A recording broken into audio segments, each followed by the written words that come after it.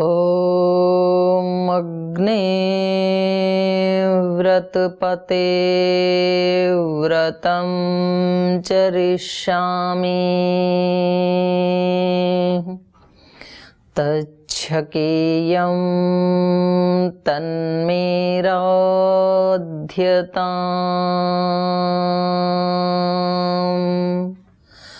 इदमहमनृतात् सत्यमुपैमि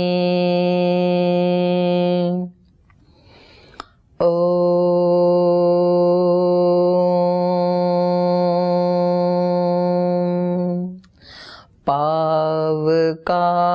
पावकानः सरस्वती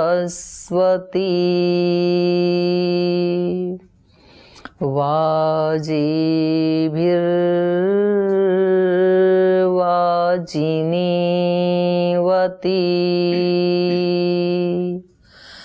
यज्ञं वष्टु धिया वसु ॐ सहना भवतु सहनौ भुनक्तु सह वीर्यं करवावहै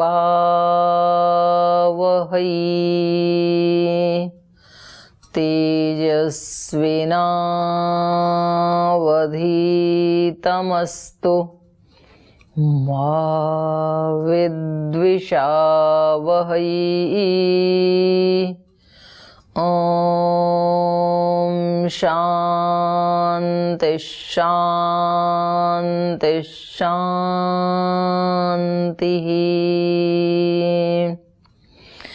अथ जागरण मंत्राः।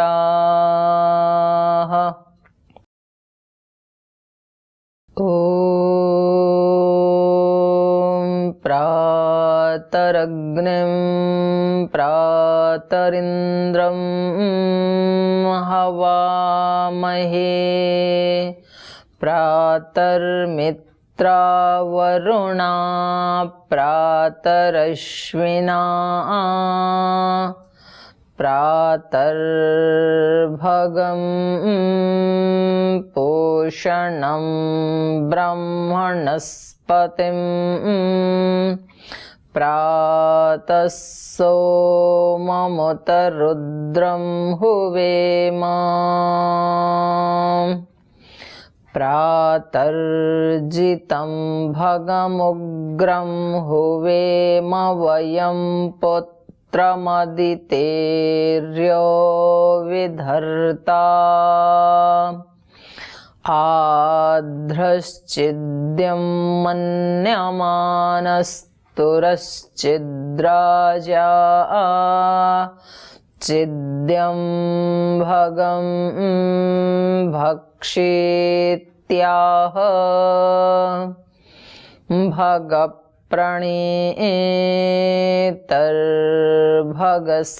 भगप्रणेतर्भगसत्यराधो भगेमां धियमुदवाददन्नः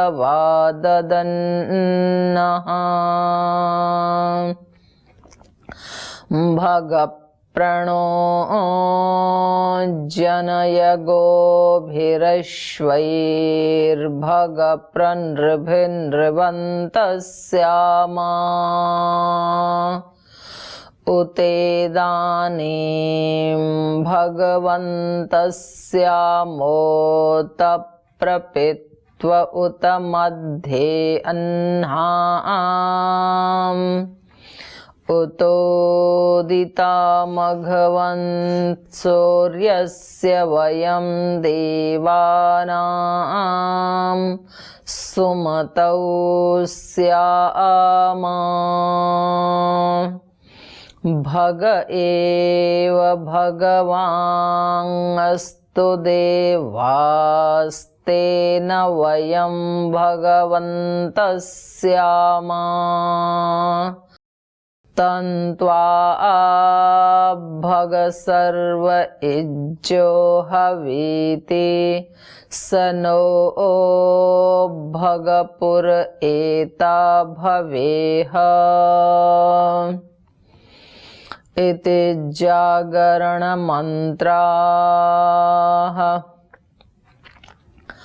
अथ ऋग्वेदस्य प्रथममण्डलस्य प्रथमं सूक्तम् अग्निसूक्तम्।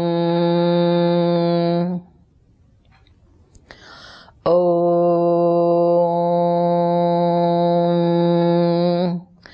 अग्निमीळे पुरोहितं यज्ञस्य देवमृत्विजम्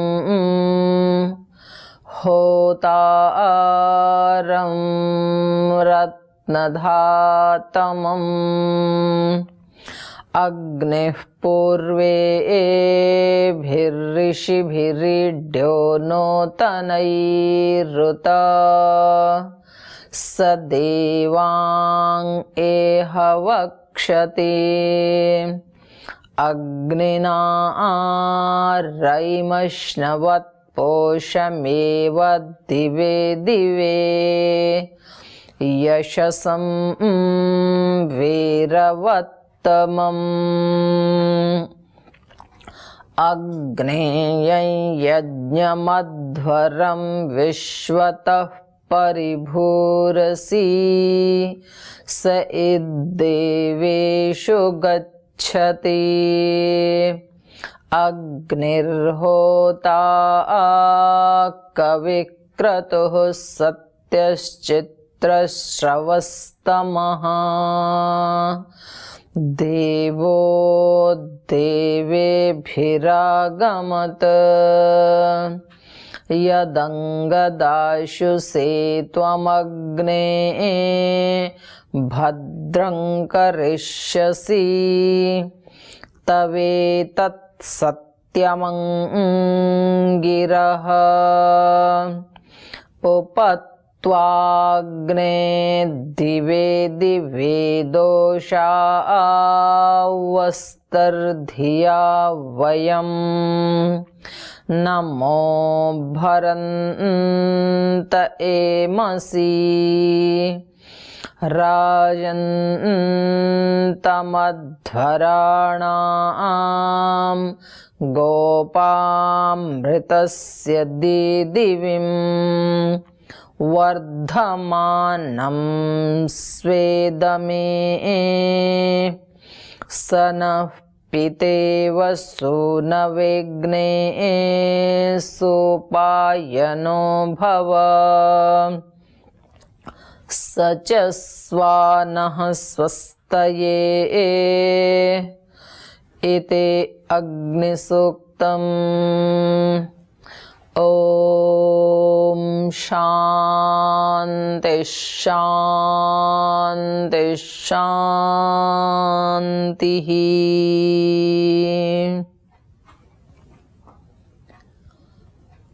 ओम।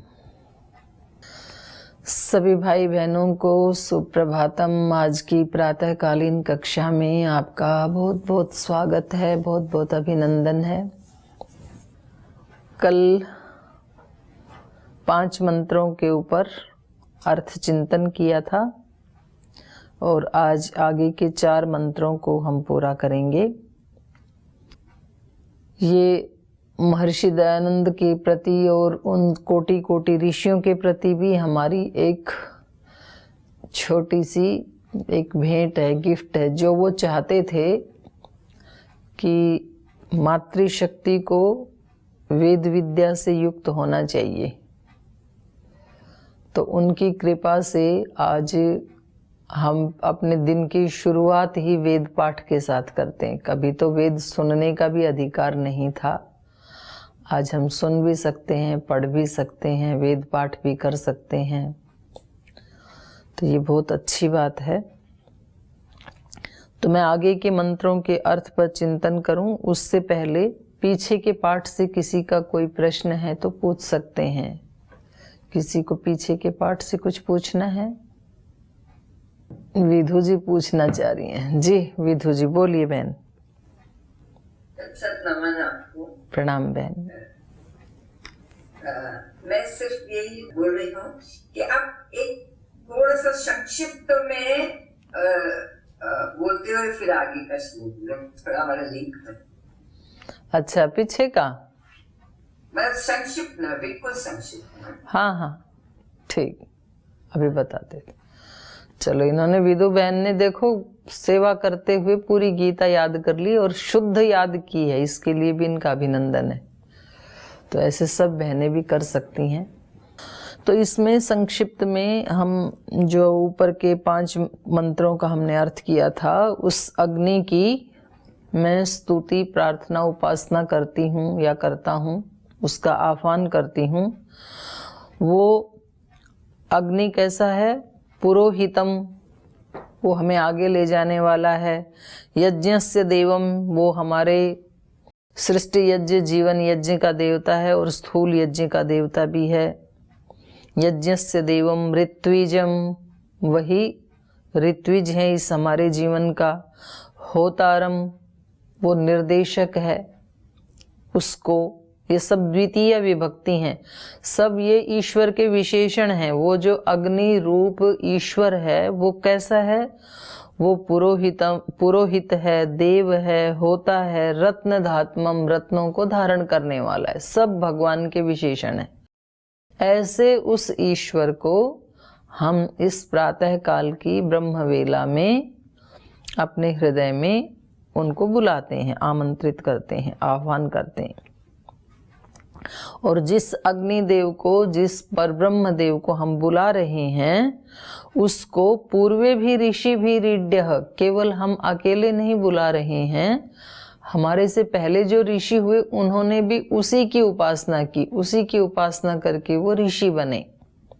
नूतन ही रुत, और आज भी जो नूतन ऋषि बन रहे हैं वो भी उसी की ही उपासना करते हैं।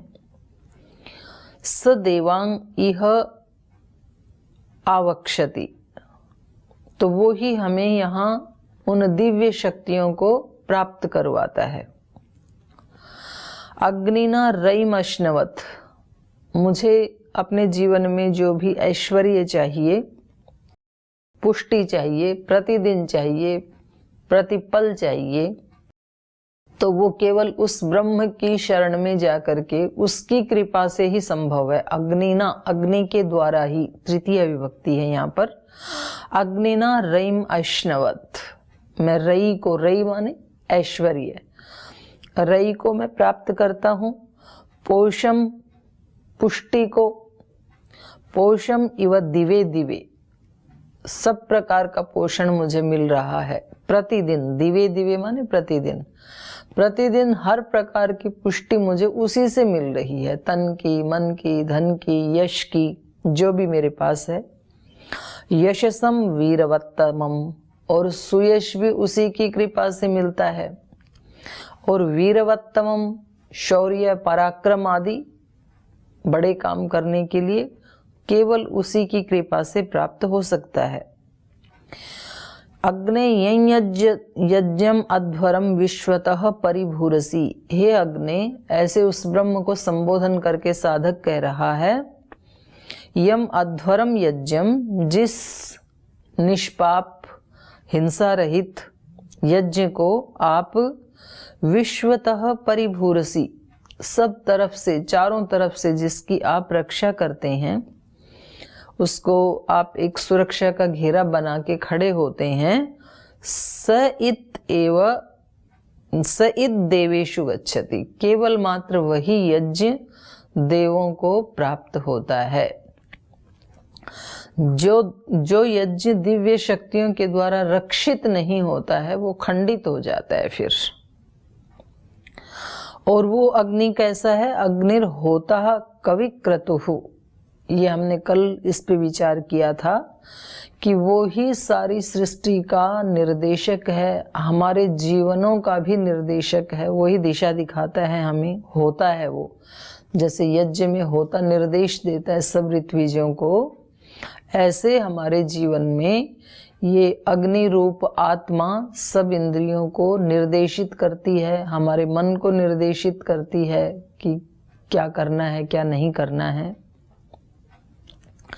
और वो ईश्वर कैसा है? कविक्रतुः, कवि का अर्थ होता है विद्वान, और क्रतु माने कर्म करने वाला। विवेक पूर्वक कर्म है ईश्वर के सारे। तो हमारे जीवन में हमारे कर्म भी विवेक से पूर्ण हों।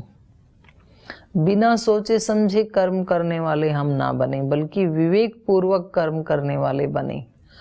क्योंकि विवेक पूर्वक कर्म करेंगे तो एक तो गलत नहीं करेंगे, और दूसरा जब हम अच्छे कर्म भी करते हैं तो उनमें जब विवेक की अनुभूति नहीं होती है तो अच्छा काम करते हुए भी हमें भी नहीं पता कि हम अच्छा कार्य कर रहे हैं, तो उसका प्रतिफल वैसा नहीं आता है, वैसी भावना नहीं जुड़ती है। तो अच्छा काम कर रही हैं फिर तो बहुत ज़्यादा व्यक्ति के अंदर अच्छी अच्छी भावनाएं उत्पन्न होनी चाहिए, उसको बहुत तृप्ति मिलनी चाहिए।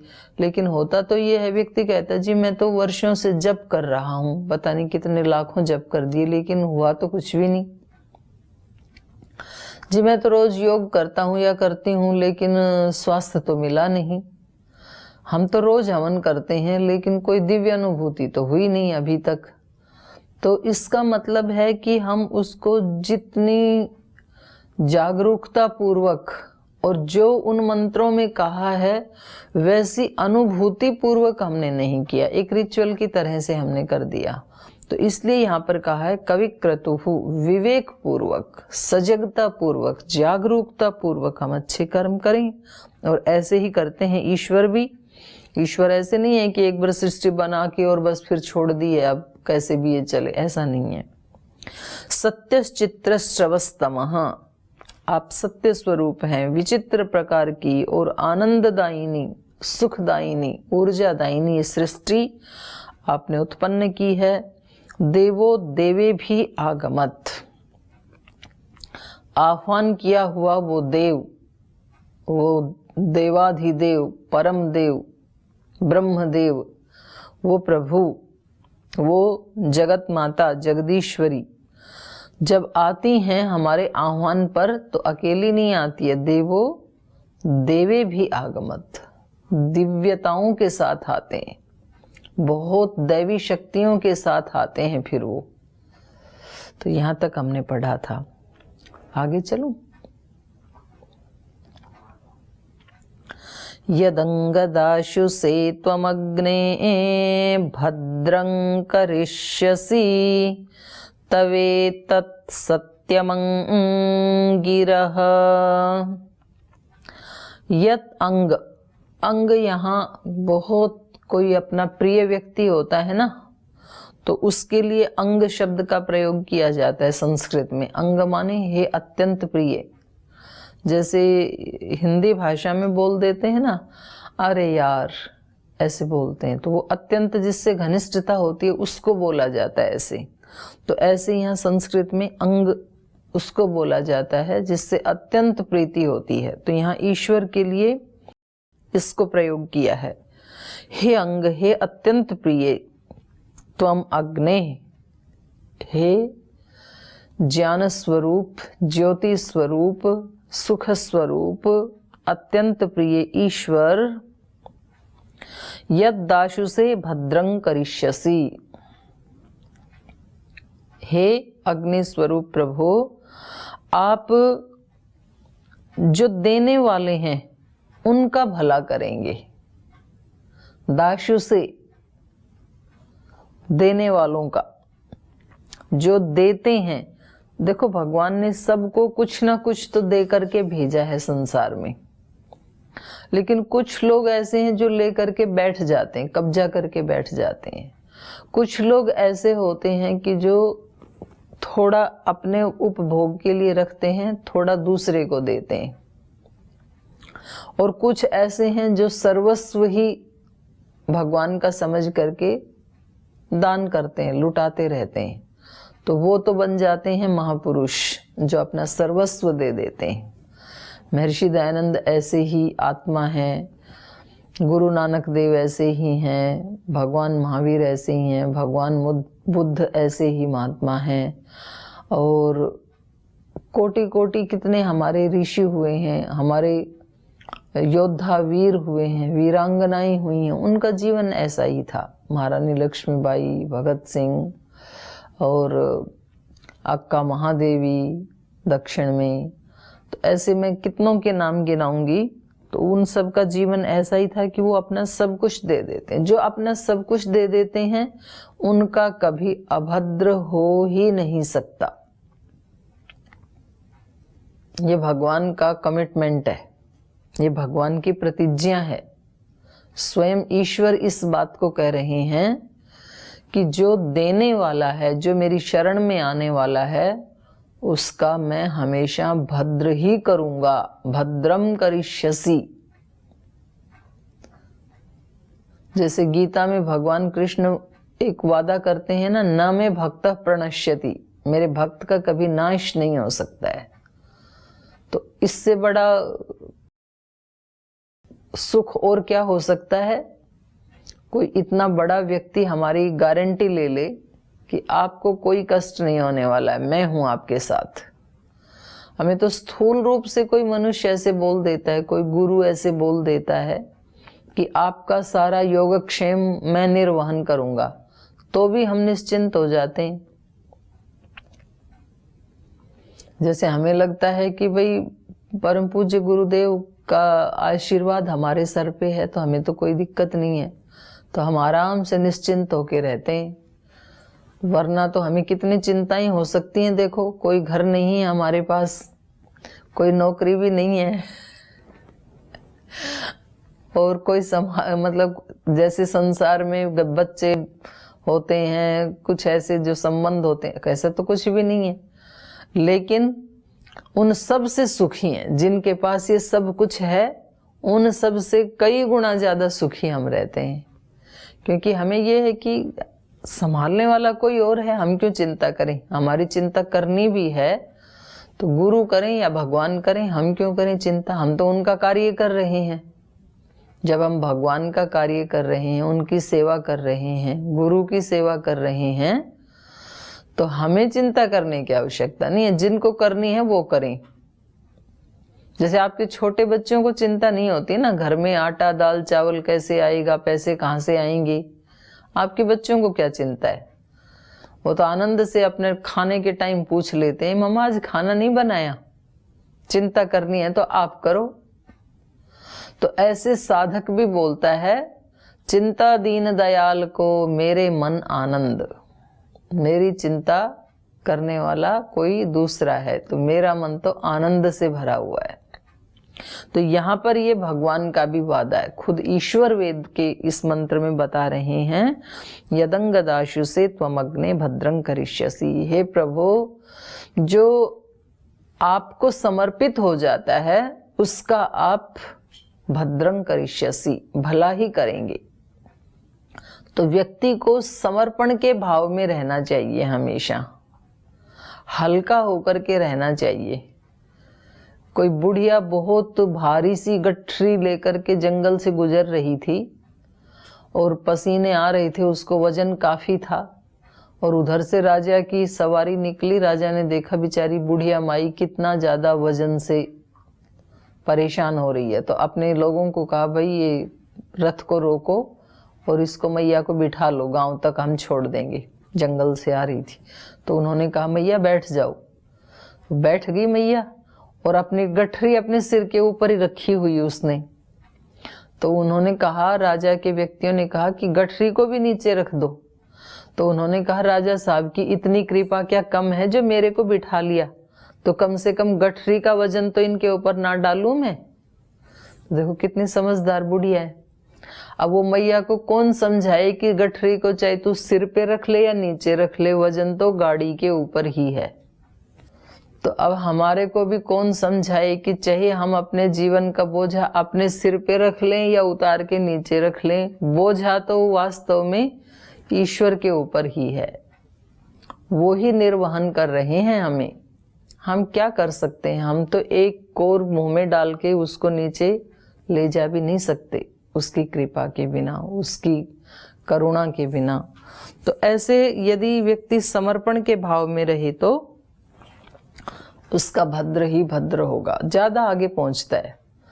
ऐसे देखा हमने भी, जो इनोसेंट बच्चे होते हैं वो ज्यादा खुश रहते हैं और ज्यादा आगे निकल जाते हैं। जो बहुत ज्यादा समझदार होते हैं बड़ा दुख उठाना पड़ता है फिर उनको। तो समझदारी का मतलब यहाँ ये नहीं है बुद्धू बन जाए, समझदार तो रहना है लेकिन समर्पित भाव से रहना है, हल्के होकर के रहना है, भारी बोझा उठा करके नहीं रहना। जैसे ये जो कलाकार हैं वो मंच के ऊपर जो करते हैं ना अभिनय, तो उनमें भी थोड़ा सा तो ये होता है कि मेरा अभिनय बहुत सुंदर हो, इतनी भावना तो होती है। बाकी उनको पता है कि हम ये हैं नहीं, केवल 1 घंटे के लिए एक्टिंग कर रहे हैं, ये तो है नहीं हम। तो ऐसे पूज्य गुरुदेव भी हमें बताते हैं कि आप रियल लाइफ को ऐसे जीवो जैसे कि एक्टिंग कर रहे हैं आप। हमारा रियल लाइफ क्या है, कभी हमें माँ का रोल निभाना पड़ता है, कभी पिता का, कभी भाई का, कभी बहन का, कभी पुत्र का, कभी पुत्री का, कभी मित्र का, कभी शिष्य का, कभी आचार्य का। तो जो जो रोल, ये हमारे रियल लाइफ है हमारी। तो उस रियल लाइफ में ये रोल हम कैसे करें, जैसे कि अभिनय कर रहे हैं। और अभिनय को कैसे करें, जैसे रियल लाइफ है। जब कभी अभिनय करना हो तो उसको ऐसे करें कि हम रियल में यही हैं। ऐसे तो करते हैं अभिनय वाले। जो अभिनय में सीता का रोल करती है वो कैसे करती है, जैसे रियल सीता ही है। वैसे ही रोना, वैसी इमोशंस लेके आना, वैसे ही बहादुरी की इमोशंस लेके आना, वैसे ही फेस, वैसा सब कुछ वैसे ही। तो एक्शन को, अभिनय को ऐसे करें जैसे रियल लाइफ है। रियल लाइफ को ऐसे जिएं जैसे अभिनय कर रहे हैं। ये हमारा घर, परिवार, संसार सब भगवान का एक रंगमंच है और भगवान ने हमें 10, 20, 50 साल के लिए यहाँ पर ये अभिनय करने के लिए भेजा है। तो एक एक दिन भगवान जी को बताया करें शाम को, आज मैंने अच्छा रोल किया ना, एक माँ का, एक बहन का, एक शिष्या का, एक आचार्य का, जो भी है, जो भी रोल दिन में करने पड़ते हैं। तो फिर भगवान जी से अप्रूवल लिया करो, आज मैंने अच्छा रोल किया ना भगवान जी।